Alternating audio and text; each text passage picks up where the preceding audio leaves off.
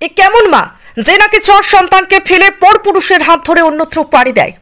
গত 13-14 বছর পূর্বে তেলিয়ামুড়া থানাধীন 22খড়িয়া এলাকার শঙ্কর দাস পেশায় দিনমজুর উত্তর ত্রিপুরা জেলার ধর্মনগরের লিপিকা মালাকারের সাথে বিবাহ বন্ধনে আবদ্ধ হন। এত বছর সুখের সংসার চলছিল। তাদের সংসারে 4 সন্তানের জন্ম হয়, যাদের মধ্যে 3 জন মেয়ে এবং 1 জন ছেলে।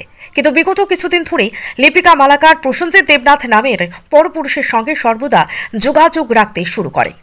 বিগত 7 দিন পূর্বে স্বামী শঙ্কর দাস নিজের কাজে বেরিয়ে পড়লে বাড়িতে আসার সময় লক্ষ্য করতে পারেন তার স্ত্রী মোবাইল রিচার্জ করে ওই পরপুরুষের সাথে কথা বলতে ব্যস্ত হয়ে পড়েছে।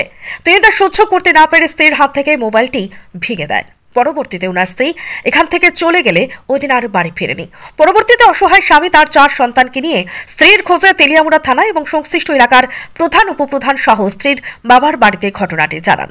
কিন্তু আজ প্রায় 7 দিন অতিক্রান্ত হয়ে গেলেও 4 সন্তানকে নিয়ে হন্যে হয়ে ঘুরে বেড়াচ্ছেন স্ত্রীকে, কিন্তু ওনার স্ত্রীর কোনো খোঁজ দিতে পারছে না কেউ। তিনি আজ দিশাহারা হয়ে স্থানীয় সংবাদ মাধ্যমের দ্বারস্থ হয়ে গোটা বিষয়টি সম্পর্কে সংবাদ মাধ্যমের কর্মীদের জানান। তিনি জানান যে ওনার স্ত্রী চলে যাওয়ার পর তেলিয়ামুড়া থানার দ্বারস্থ হলেও থানা পুলিশ আজ 7 দিন অতিক্রান্ত হয়ে যাওয়ার পর এখনো পর্যন্ত ওনাকে কোনো ধরনের সহযোগিতা করতে পারেনি। তিনি অসহায় হয়ে জানিয়েছেন ওনার স্ত্রী চলে যাওয়ার পর থেকে ওনার ঘরে সন্তানদের মুখে ভাত তুলে দেওয়ার মতো কেউ নেই, যার কারণে প্রায় 7 দিন যাবৎ অভুক্ত রয়েছে উনি সহ তার ছোট ছোট 4 সন্তান। তিনি আরও জানান ওনার স্ত্রীর এই চলে যাওয়ার পেছনে প্রসেনজিৎ দেবনাথ নামের এক যুবকের হাত রয়েছে, এমনটাই সন্দেহ প্রকাশ করছেন তিনি প্রশাসনের কাছে আবেদন রাখেন প্রশাসন যেন ওনার স্ত্রীকে খুঁজে পুনরায় তার কাছে ফিরিয়ে দেয়, তাকে সাহায্য করে। এখন দেখার বিষয় প্রশাসন কতটা দায়িত্ব সহকারে তার স্ত্রীকে তার কাছে ফিরিয়ে দিতে পারে। আগরতলা থেকে সুব্রতদের রিপোর্ট, নিউজ অবিকল।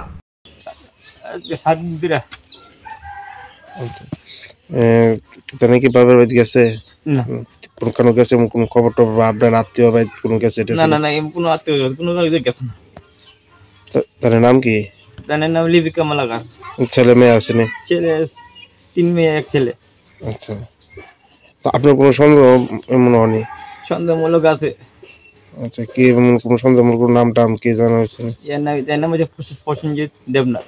আচ্ছা, বাড়ি তো সম্ভবত কোথায় না শুনছে, আগরতলা হইতে পারে বা বাইরে হইতে পারে।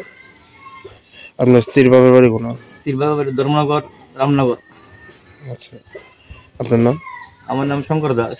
কি লিয়ে মানে কি কোন ধর্ম মানে কিছু হয়েছে না কি লিয়ে ব্যাপার গেছে কি আসলে? এটা তো আমি করতাম না, যেদিন আমি কাজে গেছিলাম এদিন হওয়ার পরে দিয়ে সেদিন শুনছিলাম না, দেখি তাই মোবাইলে ট্যাড হইতেছে আর ফোন করতেছে। তোমার পরে আমি কিছু তুমি কার কাছে ফোন করো না, কবাইয়ের কাছে ফোন করি। এবার লোক দিকে ফুলা নাম্বার লোক মোবাইলটা মাথাতে ভেঙে গেছি। আসার মার বাংলা পর হই তাই এন থেকে সরিয়ে থাকা সরার পরের থেকে তাই আর খাইতেছি না বুঝছা। আজ যা প্রায় 7 দিন গেছে কাছে ঘরের মেজাজ বলা ওর মতো চুলা ধরছে না, ওর মতো ফুলাবান খাওয়ান নাই, ফুলাবান কাজে মতো জানি না যে সমস্যা বিধা আছে। আমার কেউ সাহায্য করে লোক নাই।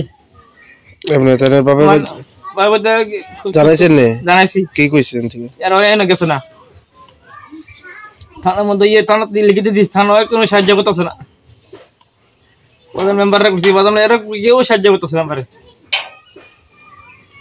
আচ্ছা, আপনার ছেলে মেয়ে কি পড়াশোনা করেনি? ছেলে বড় মেয়ে পড়ে 7-এ আর মধ্য মেয়ে পড়ে 4-এ আর 3 নম্বরটা মেয়ে পড়ে তোমার 2-তে আর ফুলা নার্সারি পড়ে। নার্সারি তো আর স্কুল জীবন শেষ হয়। আচ্ছা, কদিন হয়েছে আপনার থানার জানে অ্যাপ্লিকেশন জমা দিয়েছে? দিছি প্রায় 5 দিন হয়েছে থানা মিদে। কোনো কিছুই হয়েছে না। আর আমরা গরিব বলে থানা আমরা এরিয়া জায়গা এটাকে আমি সাংবাদিকের মাধ্যমে আমি করতেছি। আপনার নাম কি? আমার নাম শঙ্কর দাস।